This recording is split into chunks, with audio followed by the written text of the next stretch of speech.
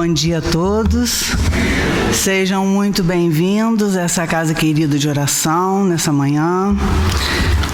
Antes da gente iniciar, a gente pede que verifique e desligue os aparelhos celulares para que não interfira na vibração do ambiente, tá? Por favor.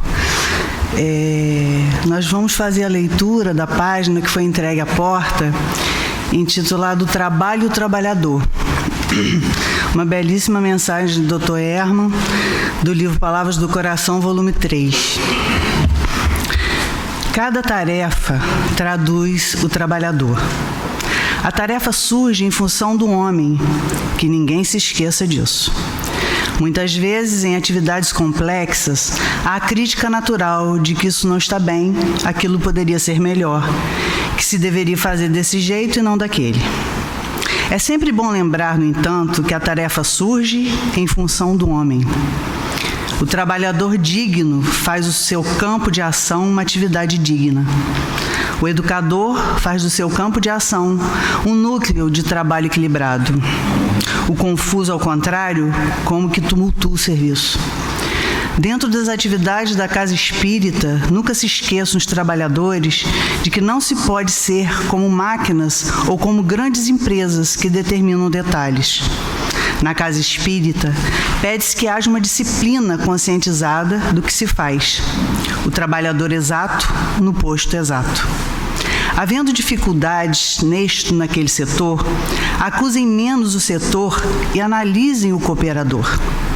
E que não se reflitam posições de intransigência, porque analisar realmente é mais fácil do que realizar. Conservem viva a imagem de Jesus acerca da crítica, acerca do julgamento. Lembre-se ainda de Jesus, considerando o amor que os discípulos devem ter um para com os outros. Da vida, tire a experiência superior, precisa, enobrecedora, de que não se deve esperar das criaturas humanas aquilo que elas não têm para dar. E aprendam a dar de si o máximo, para que o amor cresça onde estiverem. Repetimos, o trabalho surge em função do trabalhador. Se o homem não se prepara, não se capacita, não se conduz, não se eleva, não se instrui, não se transforma no bem, realmente ele complica demasiado o trabalho que tem a fazer. Meus filhos, recordem-se disso e da vida extraiam as lições de entendimento superior onde vocês estiverem. Em qualquer setor de trabalho, na casa espírita, na rua, na luta diária, nunca esqueçam que vocês precisam muito do Cristo como instrutor, como pacificador, como amigo, como irmão e como mestre. Se todos precisam demasiadamente do Cristo, que jamais se esqueçam de que precisar somente não basta. É preciso buscá-lo e ao Pai igualmente. Assim, aqui onde estiverem, trabalhem. Mereçam o local em que vocês estejam trabalhando. Mereçam-no. A vida responderá a todos com formas diferentes, com hábitos renovados, com circunstâncias melhores. Deus fique com todos. Paz. Uma excelente mensagem do Dr. Herman nessa manhã. Querido Jesus, Pai amado de infinita bondade e misericórdia, com muita alegria que aqui nos reunimos nessa manhã de sexta-feira, Senhor, e muita gratidão nos corações pela bênção da vida, por mais essa oportunidade. Que o Senhor possa envolver a cada coração aqui presente, Senhor, nos dois planos da vida, envolver com as tuas bênçãos, com o teu amor, com a tua paz. Que eu peço ao Senhor uma bênção especial ao Sileno, que irá conduzir a reflexão dessa manhã, Senhor. E peço também para que fique conosco e nos dê a permissão para que de nossa parte possamos dar por iniciado mais um estudo na manhã de hoje. Que assim possa ser.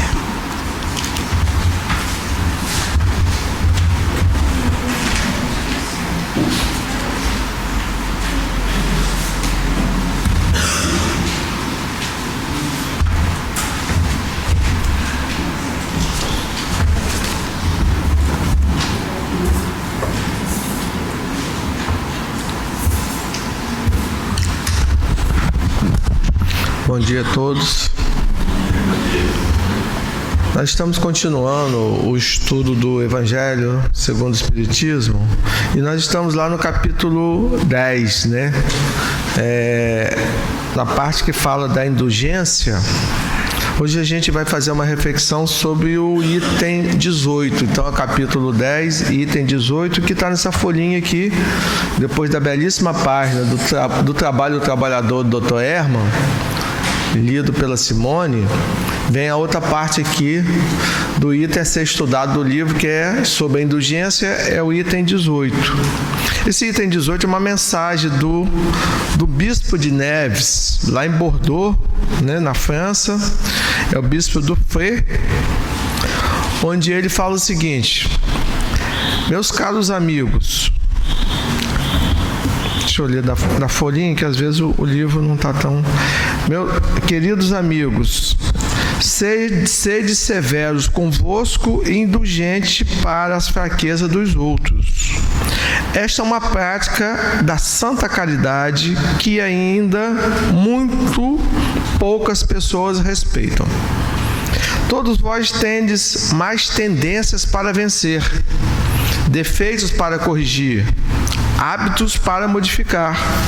Todos vós tendes um fardo mais ou menos pesado, do qual vós deveis livrar para conseguir alcançar o alto da montanha do progresso. Por que então sois tão clarividentes para o próximo e tão cegos para vós mesmos? Quando deixareis de perceber a palhinha que fere o olho do vosso irmão, sem ver no vosso a trave que vos segue e faz caminhar de queda em queda? Acreditai em vossos irmãos, os espíritos.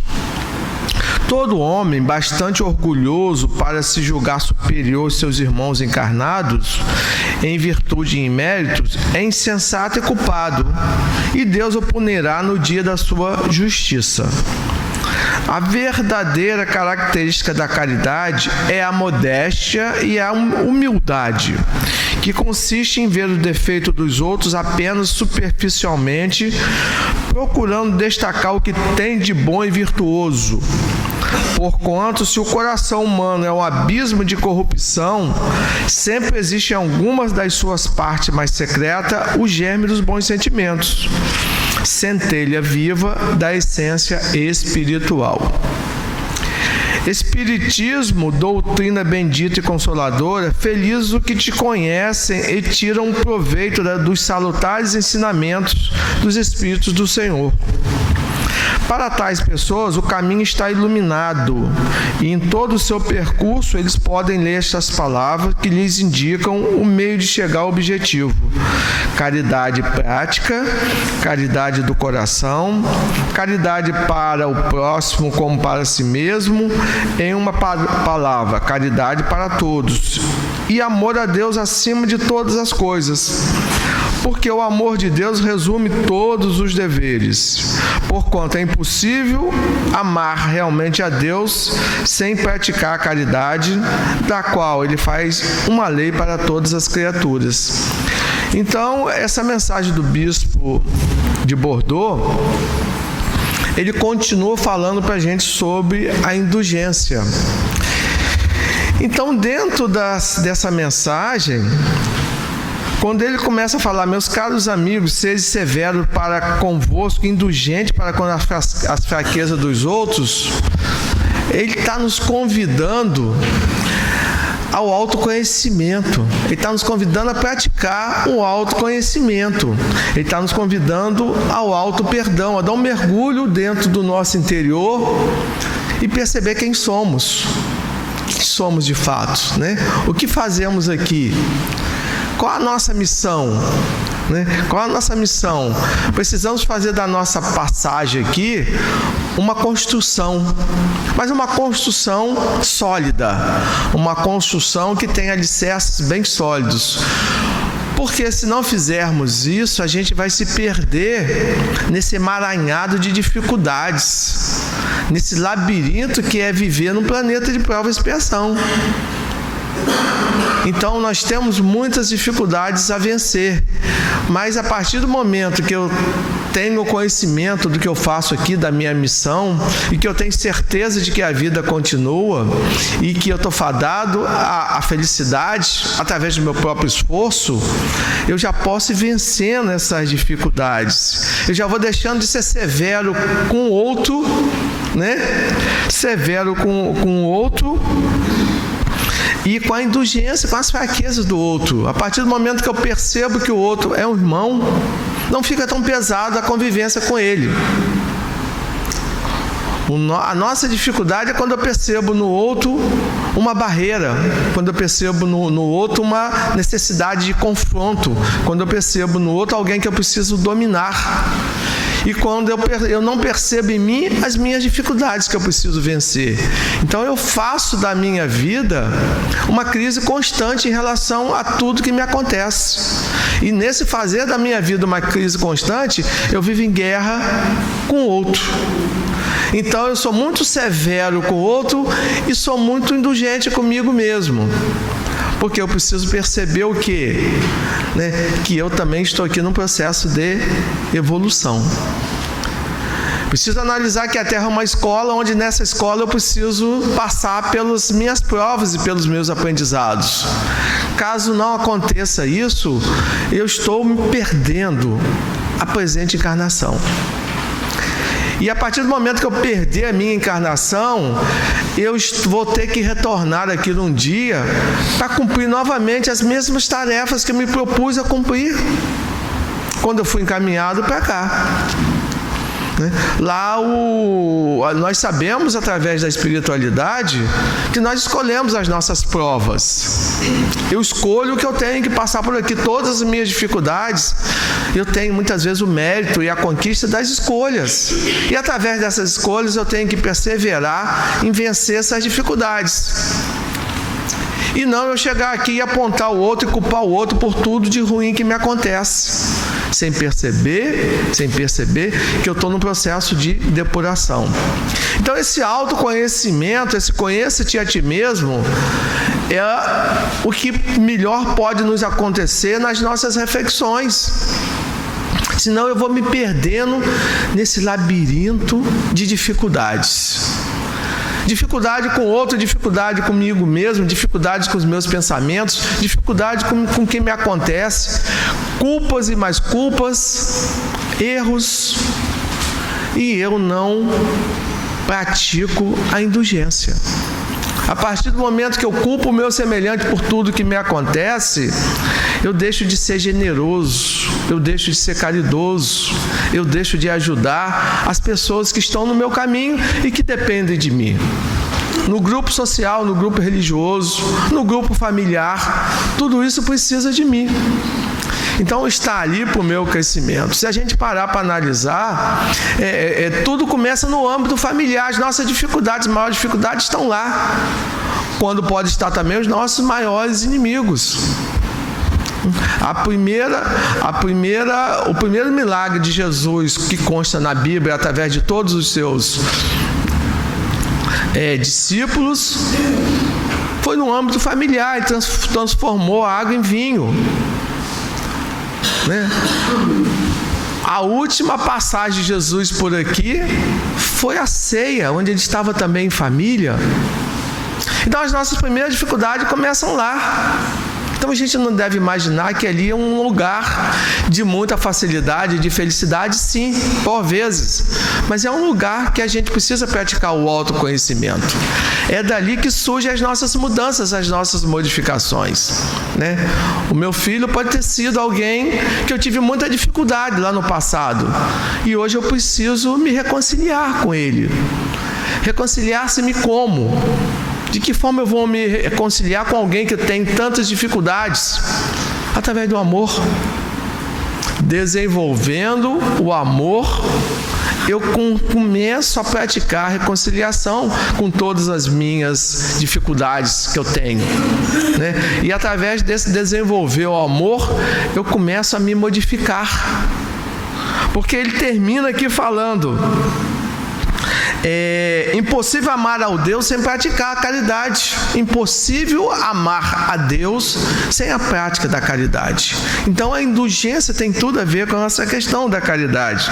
Então fazer da vida uma construção, pensar nessa construção e nesse alicerce é algo que a gente precisa trabalhar em nós, apesar das nossas dificuldades. A vida não é um mar de rosas, nós sabemos disso. Nós não estamos num ambiente porque não estamos preparados ainda para isso. Se estamos aqui é porque precisamos passar por aqui. Se estamos nessa escola é porque precisamos desse aprendizado. Precisamos fazer as nossas conquistas. Mas eu não posso culpar ao outro pelas minhas mazelas, pelas minhas dificuldades. Eu tenho que entender que eu preciso vencer as dificuldades que eu trago. Mas não me vitimizar o tempo todo de tudo que me acontece. Deus me esqueceu, tudo de ruim acontece comigo. Não, acontece com todos nós, mas acontecem coisas boas também. Então na hora das coisas boas eu preciso valorizar isso. Essa valorização é fundamental para o meu equilíbrio emocional. A partir do momento que eu entro em equilíbrio, o que é o meu equilíbrio? É eu estar entre razão e emoção. Que a minha razão se sobrepõe à minha emoção e que a minha emoção se sobrepõe à razão, para que eu tenha equilíbrio nas minhas ações. O ser equilibrado, ele é um ser que toma decisões mais consensuadas. Uma pessoa que está em equilíbrio é uma pessoa muito mais racional naquilo que faz. É uma pessoa que pensa antes. É uma pessoa que conta de 1 até 10 antes de agir, de partir para a ação. E não uma pessoa que, por impulso, reage a olho por olho, dente por dente. E depois se arrepende.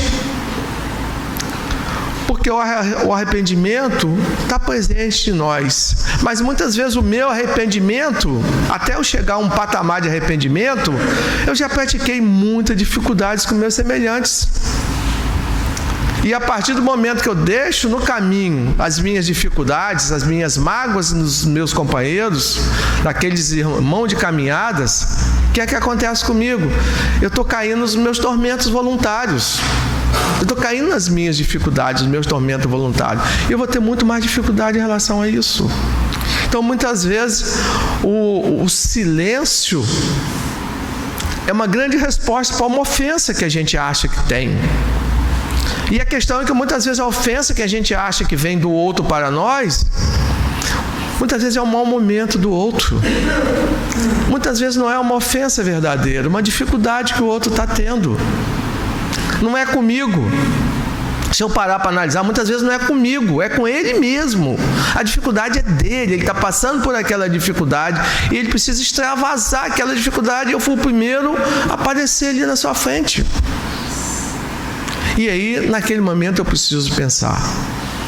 O depressivo, a ansiedade e a depressão são os dois males do nosso século, ansiedade e depressão.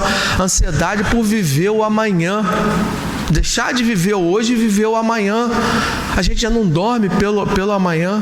Isso não é um mal de uns, não. É um mal de todo mundo. É o mal que acontece comigo. É o mal que acontece com todos nós. É você viver o amanhã pela incerteza do que pode acontecer. Ansiedade. Esse é um dos males do século que a gente precisa trabalhar em nós mesmos, que leva a um processo de depressão. E o depressivo, o que é que ele faz? Ele agride quem ele mais ama. E aí eu vou também retrucar na mesma moeda. Eu tenho que entender que ele está num processo de autoflagelamento. Ele está num processo de autodestruição e aí ele quer destruir também a pessoa que ele mais ama. Isso acontece o tempo todo.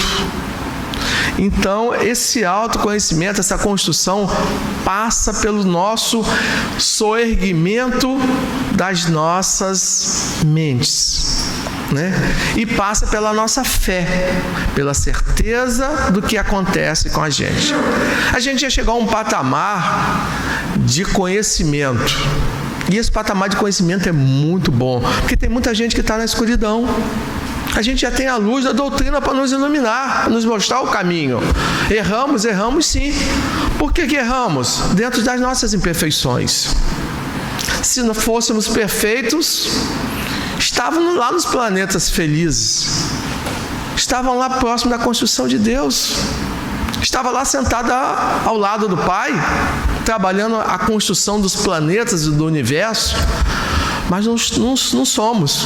Mas já estamos caminhando. Não somos coitados, já estamos caminhando. E temos algo muito interessante que Deus nos deu: a inteligência. A inteligência para fazer as nossas escolhas. O que é bom para mim? O que é bom para nós? Eu não posso falar só o que é bom para mim. Sim, eu tenho que saber o que é bom para mim. Mas no processo da construção coletiva do entendimento, eu preciso também saber o que é bom para nós. E através daí eu vou me solidificando comigo mesmo e com relação aos meus semelhantes. E aí eu vou criando essa construção. Porque a gente deve parar para se perguntar: qual é a nossa obra? Qual é a minha obra aqui? Passado eu não sei. Ainda bem que eu não sei. Eu só sei uma coisa: eu já vim de um mundo primitivo. Imagina a gente no mundo primitivo. Imagina a nossa dificuldade no mundo primitivo. E esse registro de um mundo primitivo ainda está muito vivo na gente e precisa ser tirado. Eu me lembro quando ele é pequeno, eu adorava assistir briga de galo. Reflexo do mundo primitivo. E que coisa mais difícil que é você colocar um animal para brigar com outro até um matar o outro. E as pessoas ali vibrando como naquelas arenas na época do Cristo, jogando, apostando, vibrando e gritando, e o animal ali brigando para matar o outro. Isso é uma coisa primitiva, muito primitiva.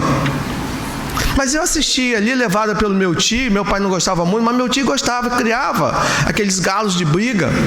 Eu assistia, levado pelo meu tio, e ficava torcendo por aquele galo, né? E ao final, isso marca a gente, que é criança, isso marca. Ao final, aquele que perdia, aquele animal que perdia do outro, o dono ia lá e num rasgo de ódio, de raiva, cortava no meio daquela rinha a cabeça daquele galo que perdia. E deixava lá para que as pessoas pudessem pagar, quem quisesse pagar para poder levar para casa para se alimentarem. Então ficavam as pessoas esperando o que perdia para poder pegar no meio daquela rinha, aquele galo já sem a cabeça, para poder levar para sua casa. E a gente gostava. E a gente comentava isso. Gente, agora, nesse século agora, nessa encarnação, isso continua acontecendo ainda, apesar de proibido, continua acontecendo o tempo todo. As pessoas têm prazer disso. Aí depois eu comecei a pensar: mas que coisa mais horrível participar disso, acompanhar e gostar disso. Mas isso depois de um processo de reflexão. Depois que a razão começou a se sobrepor à emoção. E a gente começou a pensar nisso.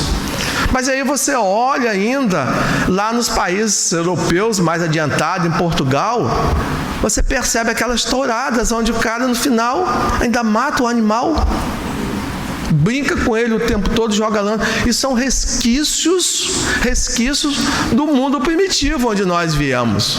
Então isso está muito vivo na nossa mente. Se a gente adentrar pelos países africanos, pelas dificuldades lá, a gente vai ver que eles têm práticas muito difíceis da gente entender hoje. Práticas, discriminações, culturas que precisam evoluir muito a respeito disso. É muito sofrimento.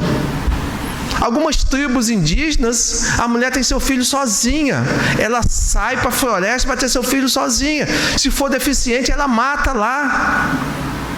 E ela volta porque eles não, na visão deles, eles não conseguem criar um filho deficiente lá nas tribos.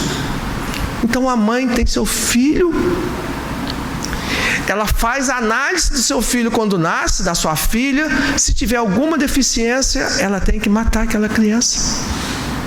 Ela só traz para apresentar a tribo quando a criança é normal. Antes ela não traz. Então ainda são práticas milenares de planetas, de mundos inferiores que a gente habitou. Por isso que a gente não sabe. Por isso que a misericórdia, a indulgência de Deus, para nós, é uma coisa maravilhosa, porque a gente não sabe. Imagina isso borbulhando na nossa consciência o tempo todo. Você olhar seu filho e perceber que foi um grande inimigo seu. E agora, como é que vai ser entre nós? Então a gente precisa cuidar. Ele continuou falando assim sobre os nossos cuidar da nossa evolução como espírito. Então, para eu cuidar da minha evolução como espírito, eu preciso abdicar das práticas inferiores que eu tenho. Mas se eu não buscar o meu equilíbrio, o meu autoconhecimento, eu vou ter muitas dificuldades nesse processo evolutivo, né? Eu estou fadado à felicidade. Mas as minhas conquistas têm que acontecer. Se elas não acontecerem, eu vou ficar repetindo nessa escola. A partir do momento que eu perceber que eu não sou daqui, né, que eu estou aqui de passagem, eu começo a modificar o meu nível de pensamento. Os meus padrões vibratórios, o meu padrão mental precisa mudar. Eu preciso mudar o meu padrão, principalmente em relação ao meu semelhante. Se eu analisar o outro como um irmão de caminhada, não fica tão pesado a convivência. Não fica tão pesado o entendimento. Não fica tão pesado a compreensão e a paciência. Agora, se eu analisar o outro como um inimigo, como alguém que eu tenho que partir para o confronto o tempo todo, eu vou fazer da minha vida uma vida muito difícil e a dos outros também. E como que vai ficar isso mais adiante? Nas nossas idas e vindas, nós nos encontramos o tempo todo, né? Nesse navio que toda hora atraca num porto que vai e volta, é necessário que a gente tenha essa compreensão que nós estamos num processo de evolução, fadados à felicidade. Mas a felicidade é uma conquista e não é nunca uma coisa egoísta. A felicidade nunca vai ser algo de mão simples. A felicidade é algo de mão dupla. Eu sou feliz a partir do momento que eu faço alguém feliz. Isso se reflete em mim. Eu não posso pensar isso numa coisa única, individual. Eu comigo. O outro existe para me servir. Sim, Jesus falou, sede servidores, mas eu também existo para servir o outro. Eu não existo para querer que seja uma mão simples. Tem que ser uma coisa dupla de caminhada. E nesse processo de caminhada, eu preciso trabalhar a reconciliação. Quando Jesus coloca para a gente, reconcilie-se com seus adversários, enquanto você está a caminho com ele. O que Jesus quer falar para a gente isso? Procura um entendimento. Porque a minha noção qual é? O que eu faço é que cai na minha conta. O poeta já diz, o que você faz com tudo que lhe acontece? Isso é que tem valor para você. Então não é o que acontece comigo, porque vai acontecer coisas boas e ruins o tempo todo, mas é como eu reajo a tudo que acontece comigo. Como eu reagiria 10 anos atrás a uma situação e eu estou reagindo hoje. Aí eu percebo que a maturidade vai chegando e que eu vou mudando, que os meus valores vão se modificando e que eu sou uma outra pessoa melhor. Porque uma das minhas funções aqui é a cada dia acordar melhor. Cada dia tentar ser melhor um pouco. Sabendo que eu não vou jamais estar pronto. O ser humano é o único que nasce não pronto, morre não pronto. Porque a gente pode ser melhor a cada dia, até o último dia da nossa encarnação. A gente pode ser melhor. Nós somos os únicos seres aqui na face desse planeta chamado Terra que é mortal. Por que nós somos mortais? Porque a gente tem a consciência que a gente não vai ficar aqui. Os animais não têm isso. Nós temos a sabedoria para pensar na nossa evolução. E nós temos que buscar o conhecimento. Esse conheça-te a ti mesmo é o autoconhecimento. A partir do momento que eu vou adquirindo conhecimento, eu vou sendo mais sábio. E a partir do momento que eu vou sendo mais sábio, eu vou melhorando as minhas escolhas. Quanto mais eu escolho melhor, mais eu depuro meu espírito. mas eu ajudo meu espírito nesse seu processo de caminhada. A gente não é coitado. Coitadinho de mim. A gente não é coitado, não. A gente não é coitado, não. A gente está aqui para ajudar a melhorar o planeta. A gente está aqui para melhorar a psicosfera do planeta. A gente está aqui para ajudar o outro no seu processo de caminhada. E a gente está aqui para fazer da vida uma troca. Quanto bom é a gente fazer da nossa vida uma troca. Falar, mas ouvir. Falar, mas ouvir. Quanto menos eu falar e quanto mais eu ouvir, melhor eu estou sendo. Quanto mais eu falar e menos eu me fechar ao outro, mais eu estou estagnado. Eu viro uma água parada, uma água estagnada. O peixe apodrece pela cabeça. A partir do momento que a gente para, a gente começa a envelhecer. Envelhecer mentalmente, qualquer que seja a idade. Eu posso ter 30 anos, mas se eu parar de aprender, de querer saber cada coisa a cada dia, se eu achar que eu já sei todas as respostas, se eu tiver o orgulho e a arrogância de achar que eu sei tudo, o que acontece comigo? Eu vou apodrecer pela cabeça. Igualzinho acontece com os peixes. E aí eu vou ser um ser que vai ficar sem as suas transformações. Porque uma coisa sou eu velho, outra coisa sou eu idoso. Eu idoso, eu já sou idoso. Já passei de 60 anos para a nossa realidade, eu já sou idoso. Eu tinha vergonha de entrar pela porta de frente do ônibus. Hoje eu não tenho mais. Hoje eu já esqueci isso. Mostro minha carteirinha e entro. Mas antes eu tinha vergonha. Não vou entrar. Eu não vou entrar. Vou pagar R$3, sei lá, R$2,80, R$2,70, mas vou entrar pela porta de trás. Depois eu percebi, eu sou igual a todo mundo. Larga isso. Orgulho, vaidade. Aquelas pessoas estão aí e entram na maior tranquilidade, é um direito que você tem, você já passou de 60 anos, vai entrar mesmo e pronto, não tem porquê. Então, idoso é uma questão de idade, velho é uma questão de mentalidade. Velho é uma questão de mentalidade. Eu posso ter 80 anos, mas necessariamente não tem que ser um velho.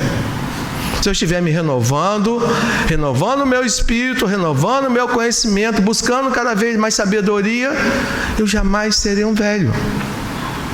Então isso são diretrizes que a gente tem que ter.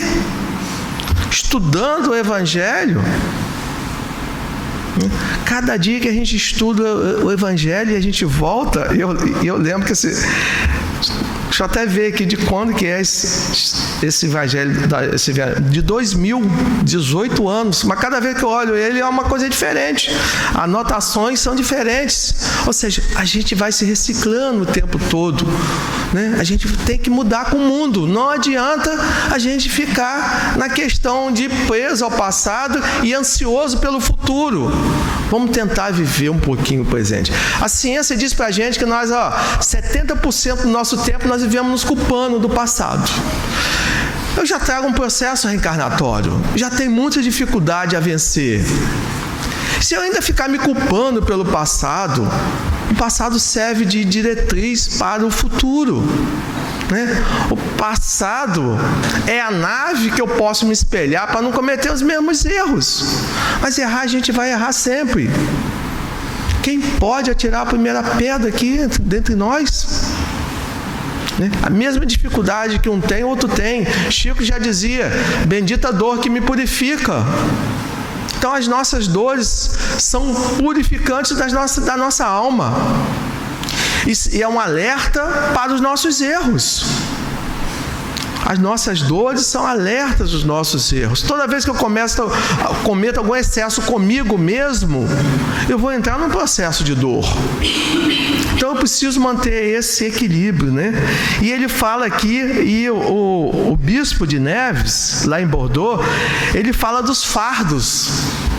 Que palavra interessante, fardos. O que é um fardo? Como é que anda o nosso fardo? Está pesado?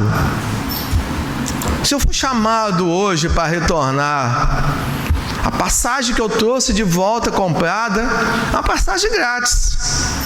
A gente teve uma passagem grátis de volta. Diz, leva essa passagem, coloca na sua consciência, um dia eu vou dizer, preciso de você aqui.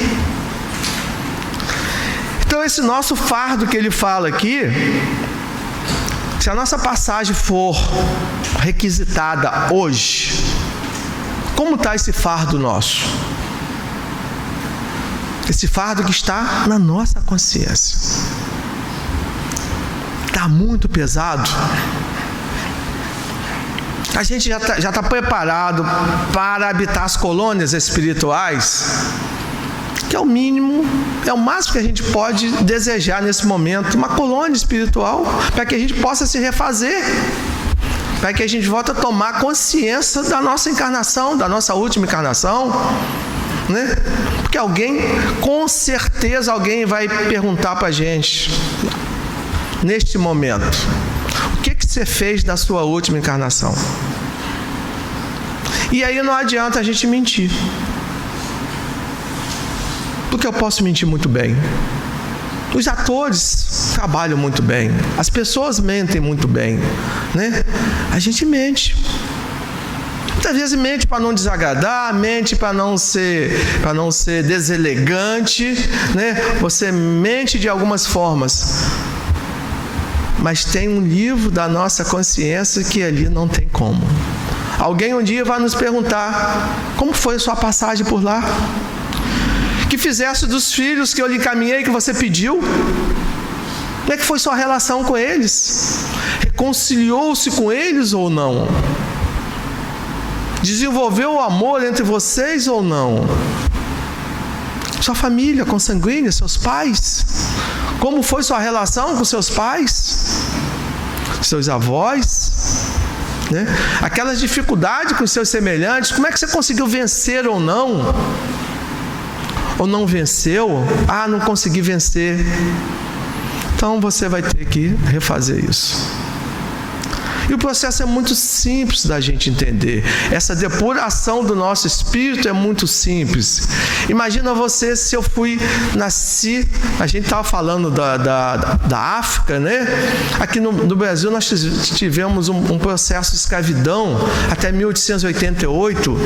Imagina a gente vivendo naquela época e sendo um feitor de uma fazenda e cometendo toda sorte de dificuldade como aqueles irmãos que nem nós.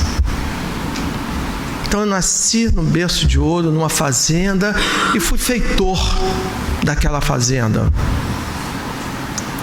E não pratiquei o amor contra aquelas pessoas que sofriam ali, mediante um processo de império, onde existia dominadores e dominados. E um dia eu desencarno. E chego lá, eu percebo que somos todos iguais, que somos todos irmãos, que aquilo que eu fiz as pessoas passarem e sofrerem, aquilo contaminou a minha reencarnação. E o que eu faço? Aí eu peço para voltar como filho de uma daquelas senhoras que habitavam aquelas senzalas. Então, o meu processo educativo, não é de punitivo não, educativo é voltar como filho de uma daquelas senhoras. E eu volto como filho de uma daquelas senhoras. E eu passo por todo aquele processo que eu fiz as pessoas passarem. E o tempo passa e eu desencarno. E aí eu chego lá, amando mais os meus semelhantes. E aí eu digo assim, já estou preparado para voltar novamente como filho daquelas pessoas, como filho daqueles feitores, que agora eu aprendi a amar meus semelhantes, independente da situação de cada um deles. E é nesse processo que o mundo vai mudando, né? A princesa Isabel, quando assinou, possivelmente é uma pessoa que tinha um profundo amor por todos. Porque quem somos nós para olhar para o outro e achar que nós somos melhores? Quem somos nós para ter a arrogância de achar que somos melhores? Volto a falar, aquele que ouve mais aprende mais, porque melhora. Deus é tão sábio. que nos deu 2 ouvidos. E fala, ouçamos sempre. Então, a partir disso, eu vou me depurando. Então, aquele que acha que só tem que falar, aquele que acha que não precisa debater, que não precisa dizer o que é bom para nós. A pergunta é essa: o que é bom para nós? O que é bom para nós? O diálogo, a grande dificuldade que existe entre os casais não é o conflito, não é eu querer algo e a pessoa querer outra. Isso é normal, somos individualidades, estamos a caminho do Pai, cada um tem o direito de querer o que quer. A grande questão é o seguinte: o que é bom para nós? Vamos chegar a um ponto comum? Porque a dificuldade que existe nas famílias não é o diálogo, o conflito, o entendimento, não. A grande dificuldade que existe entre as famílias chama-se silêncio da indiferença. A partir do momento que baixa o silêncio da indiferença, é que tudo se perde. A partir daí está tudo perdido. Mas enquanto existe pensamentos divergentes e a tentativa de pensamentos convergentes, nós estamos no caminho da melhoria. Porque o conflito, quando com humildade, ele nos renova, porque nos traz reflexão. O grande problema da vida é o confronto. O grande problema da indulgência é o confronto, é partir para o confronto, São as fronteiras. Barreiras são normais, existem para serem vencidas. O grande problema são os confrontos e são as fronteiras. Quando você cria patamares divisórios que ninguém penetra no outro. Então o fardo, ele fala no fardo aqui, o bispo fala no fardo, diminua esse fardo que você tem, através do esforço. Porque olha só, gente, no mundo a gente passa nas ruas com esse frio, e tantas pessoas dormindo na rua com um jornal por cima. Você vê tantas pessoas passando fome, você tantas crianças, com seus pais na rua com frio. Aí você olha o mundo, você vê pessoas morrendo de sede. Você vê tantas criancinhas isoladas de fome. E você vê tanta guerra, onde as pessoas esqueléticas estão lá, sem poder sair do seu país e sem ter nada para sobreviver. Como que a gente pode querer ser feliz? Como que a gente pode ser feliz num país onde a gente tem sensibilidade para olhar e para perceber a dificuldade do outro? Mas a gente pode ter os nossos momentos. Deus é tão misericordioso, é tão indulgente, que Ele nos dá os nossos momentos felizes. E essa capacidade de reflexão que a gente tem para buscar o equilíbrio. Eu tenho o melhor que eu quero? Não. Mas eu não estou numa situação que eu olho o meu irmão de caminhada, tanto ele.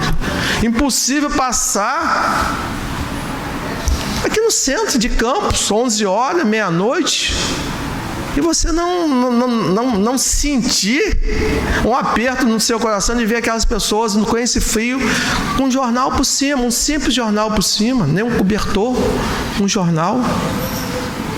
É muito complicado. Então esse é o nosso planeta.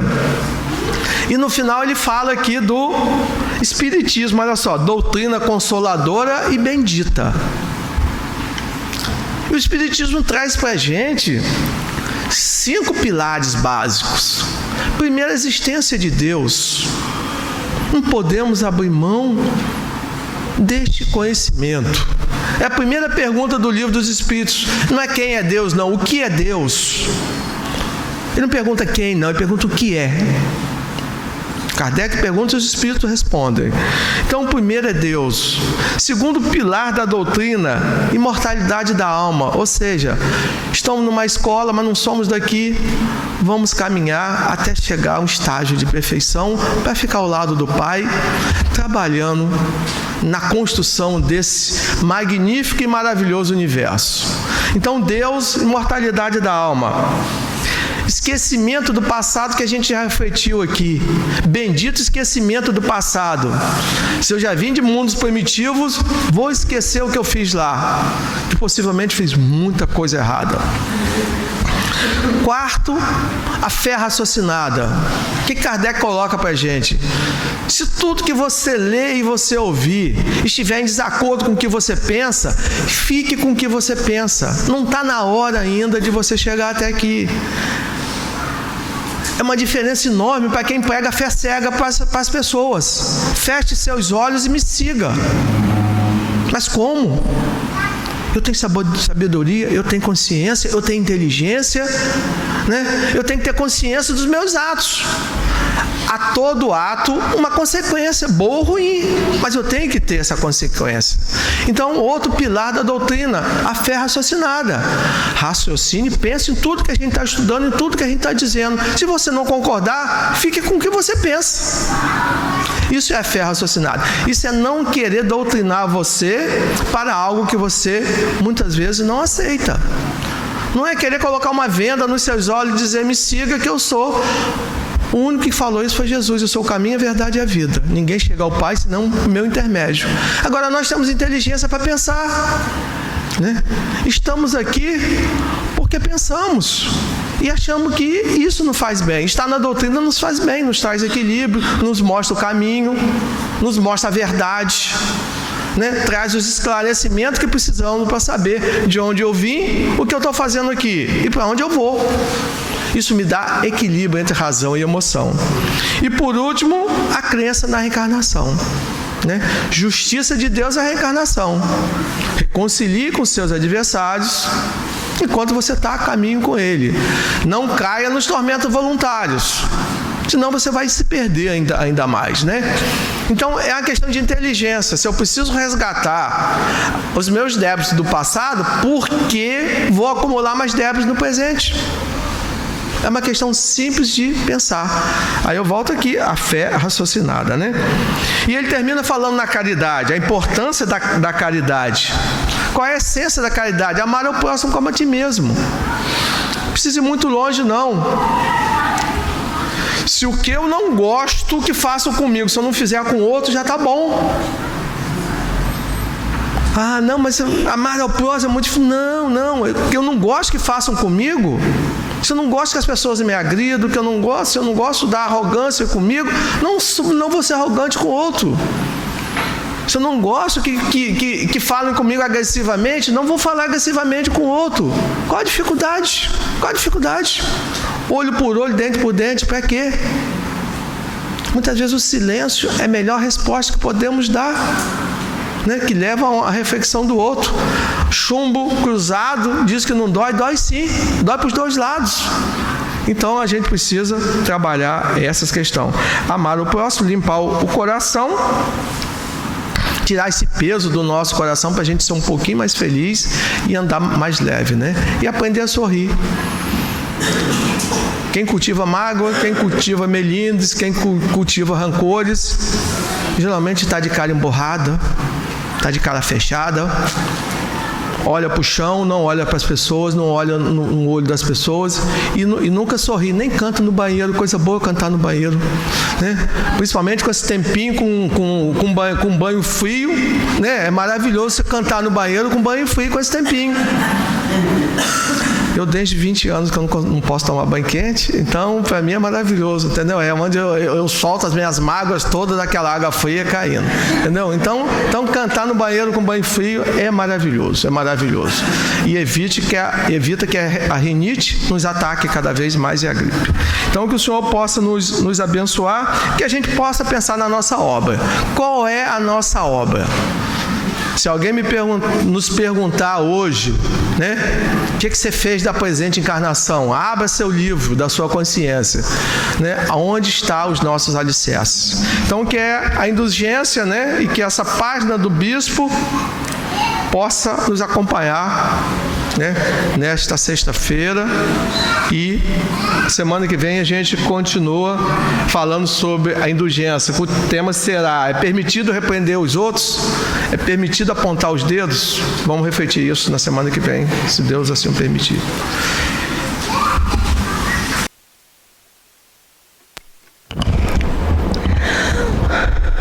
Que a paz do Mestre Jesus envolva a todos nós no momento que estamos na casa de oração.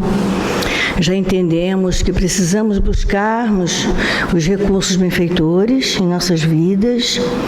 Nós vamos compreendendo aos poucos, através da experiência nossa, diuturna, nas nossas lutas diárias, que nós precisamos estarmos bem mais próximos do Mestre Jesus. Então, os núcleos de oração que nos levam, que conduzem os nossos pensamentos a estarmos em sintonia benfeitora, vão nos fortalecendo nesse entendimento da necessidade que temos de estarmos mais harmonizados. Nós, em harmonia, nós vamos também harmonizando o ambiente em que nós nos encontramos, o ambiente do nosso lar, ajudando os amigos, ajudando os colegas de trabalho, reconhecendo a condição de cada um, a partir da nossa própria condição e reflexão. Nós vamos saindo do campo do julgamento, porque a gente sabe, se nós começarmos a identificar esse lugar de julgar, nós seremos julgados na mesma proporção. Então, se nós sabemos das dificuldades que trazemos e que queremos também misericórdia e indulgência para conosco, nós precisamos começar a ter esse olhar também para as pessoas do nosso convívio. E trazemos também para o nosso campo mental a vibração do amor, a vibração da harmonia, da ternura, da paz, tendo a certeza de que estamos assistidos. Nós não estamos soltos assim. Não existe uma lei de amor que envolve a gente, envolve a todos nós. A dificuldade nossa é que nós nos afastamos um pouco pelas nossas rebeldias, pelas nossas condições ainda, nas nossas dores, nós ficamos mais rebeldes ainda na dor e achamos que Deus abandonou, que Jesus abandonou, que a espiritualidade abandonou, esquecendo que fomos nós mesmos que direcionamos nossas escolhas e nossos caminhos. Então nós precisamos ter esse olhar. Quanto mais mansuetude, quanto mais harmonia, melhor será para nós. Mais saúde teremos, estaremos junto à nossa família harmoniosamente. Nós sabemos que o lar, problematiza bastante. Somos espíritos, estamos ali para aprender, para ensinar, na nossa luta. E nós sabemos que, em relação à Terra, todos nós somos irmãos também. Então, nós temos diferenças com aqueles que não são nossos consanguíneos, mas que nós convivemos diariamente. Então, há uma diferença. Está faltando a nós todos nós, estamos entendendo as pessoas, entendendo a dor do outro, respeitando o momento de cada um. Um momento alegre, que bom, Um momento de dor, vamos estar juntos ali, orando, vibrando. Nem sempre nós podemos estar juntos a todo momento, mas nós podemos estarmos juntos em pensamento e na nossa oração. Orar por aqueles que a gente sabe que está precisando de ajuda, orar por aqueles que estão principalmente numa dor pungente, numa dor mais profunda. Isso é de fundamental importância, porque assim nós vamos trabalhando e saindo do nosso egoísmo. Nós temos assim uma cota grande de egoísmo, a nossa dor é maior, nosso sofrimento é maior, só a gente que tem problema, não é assim que a gente pensa? Mas não é assim. Nossos irmãos todos têm dores maiores ainda que as nossas. Nós ainda temos a doutrina que esclarece a gente. Então, é de grande importância mantermos, construirmos a paz e fazermos essa manutenção, da paz. Tudo está em dificuldade, o mar está revolto, a nossa vida está complicada, vai melhorar. Vai passar a partir de quê? A partir de nós mesmos. Às vezes a dificuldade maior é nossa, nós que tumultuamos o ambiente às vezes. Então nós precisamos olhar para nós, identificar qual o nosso papel diante dessas adversidades, dores na nossa casa e no nosso trabalho. Qual o nosso nosso papel diante da família, né? A família consanguínea e a família espiritual. O que eu estou fazendo nesse meio aqui? Estou colaborando de alguma forma? Estou entendendo melhor as pessoas para que eu também seja entendida, né? Sejamos entendidos. Então é de grande importância esta reflexão. É de grande importância essa reflexão. E aí a gente vai reconhecendo o estágio evolutivo dos irmãos e vamos reconhecendo o nosso também. Puxa vida, eu também sou muito chata, ou chato, né? Eu também sou enjoado, tem hora que eu sou impertinente. Então a gente vai vendo isso, porque o outro traz pra gente um espelho que a gente precisa também ver, né? E quando a gente começar a se olhar e a minimizar as dificuldades do ambiente em que vivemos, tudo fica mais saudável e todos nós ganhamos, né? Em mansuetude, em equilíbrio. Aí o nosso alimento vai ser melhor, né? A nossa convivência vai ser melhor e o ambiente da nossa família, da nossa casa, flui de uma maneira melhor, mais equilibrada, né? Então, nessa reflexão da manhã, nós vamos fazer então a nossa prece, agradecendo a Jesus. A gente está aqui nesse momento, né? É importantíssimo para a gente agradecer. Amado Jesus, Deus nosso Pai querido, de infinita bondade e amor, Doutor Erma, equipe espiritual da casa que nos acolhe e que nos sustenta, e os benfeitores que nos trouxeram até esse espaço nesta manhã, que a gente vem porque os benfeitores espirituais nos conduzem para recebermos esses fluidos de cura, fluidos de paz, de equilíbrio, renovando os nossos pensamentos para melhor, para o bem, para a prática da caridade, do amor ao próximo. Abençoe a cada um de nós aqui presentes, Senhor, para que nós possamos receber os recursos que necessitamos, que possamos sair daqui abastecidos por essa energia benfazeja, com pensamento positivo, com coração confortável, e que nós possamos levar esse conforto aos companheiros. Ajuda-nos, Senhor, e na nossa consanguinidade, aqueles que estiverem numa necessidade maior, que estejam receptivos a essa energia, para que possam recuperar em si, e aí também estarem na luta de toda hora, buscando a serenidade, a paz, o equilíbrio. Fique em nossos corações, Jesus amigo, abençoando aqueles que estão nos hospitais, né, nas UTIs, nos centros cirúrgicos, nas enfermarias, alas particulares, aqueles que estão ao relento e em necessidades maiores, Senhor, e os lares desajustados e tristes, a importância do lar ajustado, do lar equilibrado. Abençoe os lares, Senhor, principalmente os lares desajustados e tristes, onde os casais estão em desalinho, que possam se organizarem em seus pensamentos, sentindo a Tua presença, Jesus. Abençoe a todos nós, a todas as rogativas desta hora, e permita que assim, nesse envolvimento de amor, de paz, de ternura, nós possamos, Jesus, em Teu nome, mas acima de tudo em nome de Deus, irmos encerrando esse momento de preces, sentindo verdadeiramente, né, o acalento do Teu coração. Que Deus abençoe a todos, que os médiuns façam alto passe e que a gente ainda continue na vibração, que os benfeitores continuem a tarefa.